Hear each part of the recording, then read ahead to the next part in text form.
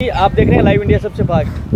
अभी बहुत से जो ऊँट पालक हैं उनको ऊँटों के साथ में बहुत सारी समस्याएं आती है, जैसे नाक के अंदर घाव हो जाता है, पीठ के ऊपर और घाव हो जाता है। तो हमारे पास में एक ये भाई साहब है, ये डॉक्टर साहब है और इन्होंने कैंप लगा रखा है, तो इनसे जानकारी लेते हैं। डॉक्टर साहब नमस्कार। नमस्कार जी, परिचय दीजिए सर अपना। मेरा नाम डॉक्टर हिमांशु बर्मन है और मैं कैमल रेस्क्यू सेंटर बस्सी का इंचार्ज हूँ। अच्छा। जो जयपुर में ही है अपने। हाँ जी, तो हम हर साल यहाँ ये जो 7 दिन के लिए आते हैं, जिनमें 5 दिन हम ट्रीटमेंट करते हैं। हर साल आते हैं हम इस मेले में। अच्छा। और ये जो ट्रीटमेंट करते हैं हम वो निःशुल्क है। निःशुल्क है। हाँ जी। अभी मेले के अंदर कब आए थे आप? हम आज से ही शुरू किया है हमने, और ये जो हमारा NGO है हेल्प इन सफरिंग, ये उसके थ्रू हम यहाँ आते हैं हर साल। अच्छा। हाँ जी। तो सर जैसे कि आपने एक वो पंपलेट बना रखा है, तो उसके बाद थोड़ी जागरूकता वाले थोड़ी सी चीज़ें बताओ आप।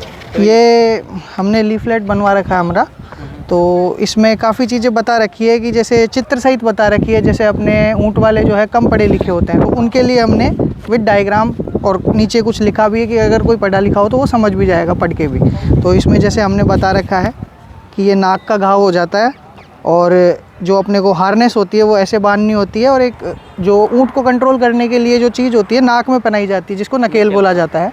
तो लोग क्या करते हैं, प्लास्टिक की या ये जो लोहे की और ये लकड़ी की वो नकेल पहनाते हैं। तो उससे क्या होता है, जैसे गर्मी में तो क्या होता है, मेटल रहता है तो वो जलता है, तो वो जलन करता है। लकड़ी की चुभ जाती है आंस वगैरह कुछ, तो वो जलन करती है। तो इसके लिए हमने हमारी खुद की कस्टमाइज प्लास्टिक नोज़ पैक बनवाई है, जो ख़राब भी नहीं होती और जलन भी नहीं करती। गर्मी में ना तो गर्म होती है और ना अधिक ठंडी होती है ठंड के मौसम में, तो वो ऊँट के लिए बिल्कुल कंफर्टेबल है। तो उसमें कोई उसको ऊँट को तकलीफ़ नहीं होती है। और ये जैसे कि बता रखा है हमने कि हमारी इसमें बीच में इसकी लंबाई भी बढ़वाई है, अधिक करी है, जिससे ऊँट की रस्सी भी आराम से बन जाए और उसकी साफ़ सफाई भी पशुपालक आराम से कर सकता है। अच्छा। हाँ जी। इसके इसमें ये देखा है जो रस्सी है ये कितनी मोटी होनी चाहिए, वो थोड़ा सा उसका भी। रस्सी तो अपने सूत की जो होती है वो पतली सी होती है, बारीक वाली, वही बांधी जाती है। क्योंकि ज़्यादा मोटी अगर रहेगी तो फिर गैप कम रहेगा, एयर कम आएगी, और एयर कम आएगी तो फिर वहाँ घाव बनता है।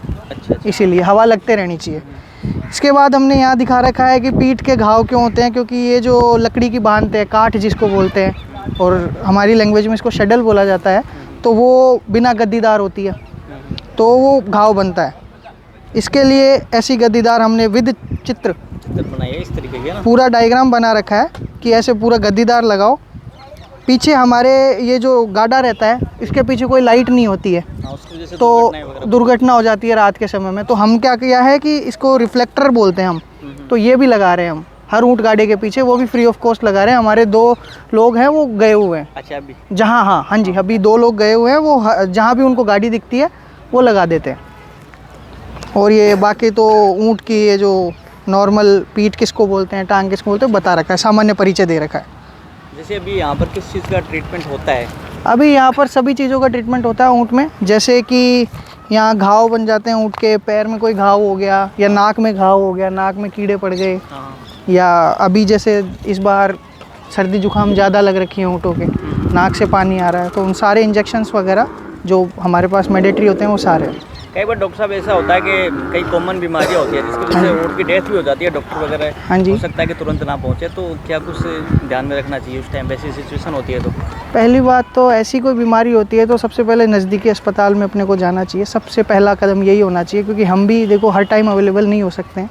जैसे हम यहाँ 5 दिन के लिए अवेलेबल है यहाँ, इसके अलावा सरकार ने भी लगा रखा है खुद का, हमारा प्राइवेट NGO है, तो उसमें तो नॉर्मल जो चीज़ें है, अगर आपका यहाँ ऊँट जैसे मर जाता है तो उसकी सबसे पहले जांच करवानी चाहिए। उसका कारण पता लगेगा जांच में, जांच के बाद उसकी फिर सही उपाय या सही ट्रीटमेंट जो होता है वो मिलेगा उसको। अच्छा। नहीं, जैसे आप बता रहे हो जैसे डेथ वगैरह हो जाती है तो उसके बाद में तो कोई रहता नहीं है, कई बार ऐसी पैनिक सिचुएशन हो जाती है, जो ऊँट पालक है उसको पता नहीं चल पाता, तो उस दौरान क्या करना चाहिए? नहीं, अगर डेथ हो गई तो उस दौरान तो फिर सरकार को इन्फॉर्म करना चाहिए, क्योंकि ये हमारा राज्य पशु है।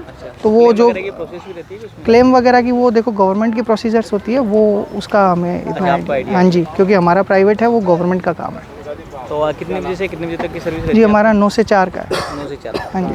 अभी आज से स्टार्ट किया? आज से शुरू किया, 5 दिन का है। कितने ट्रीटमेंट अभी तक हो गया? अभी तक करीबन 100 ऊँटों का इलाज हो चुका है सुबह से। मतलब आपके लगाने का फ़ायदा है यहाँ पे जो? हाँ जी, ये तो आपको ऊँट पालक ही बता देंगे कि हमारी कितनी इम्पोर्टेंस है इनके लिए, या फिर हमारा काम जो है वो इनको सही जा रहा है, हमारा ट्रीटमेंट से इनको लाभ मिल रहा है या नहीं मिल रहा है, वो तो आप कहाँ कहाँ पे सर कैंप लगते हैं आपके? जी हमारा डीडवाना, पुष्कर यहाँ पर और जैसलमेर 4-5 जगह लगाते हैं। जैसे कि अभी आपने वो नकेल दिखाई, वो थोड़ा सा आप हमें दिखाइए। हाँ जी, हाँ जी।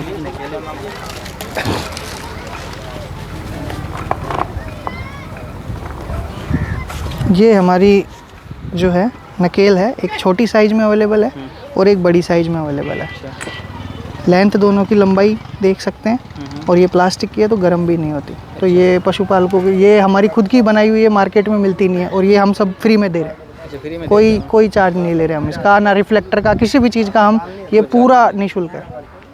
तो जिस भाई के पास में, और यहाँ पर जो भाई है जिनको नहीं पता होगा कि भाई यहाँ पे ये सारी चीज़ें देख मिल रही है, उसके लिए जो हमारी टीम जाती है डेली सुबह 1 घंटा ये लीफलेट बांटती है और लोगों को बताती है कि हमारा शिविर लग चुका है, यहाँ पर आप इलाज के लिए आए। और इसके अलावा अगर हम यहाँ से चले जाते तो उसके बाद भी यहाँ पीछे फ़ोन नंबर है, इसकी जानकारी या फिर कुछ समस्या हो जाती है तो हमें फ़ोन करके मदद ले सकते हैं। चलो सर, बहुत बहुत धन्यवाद। Okay, thank you.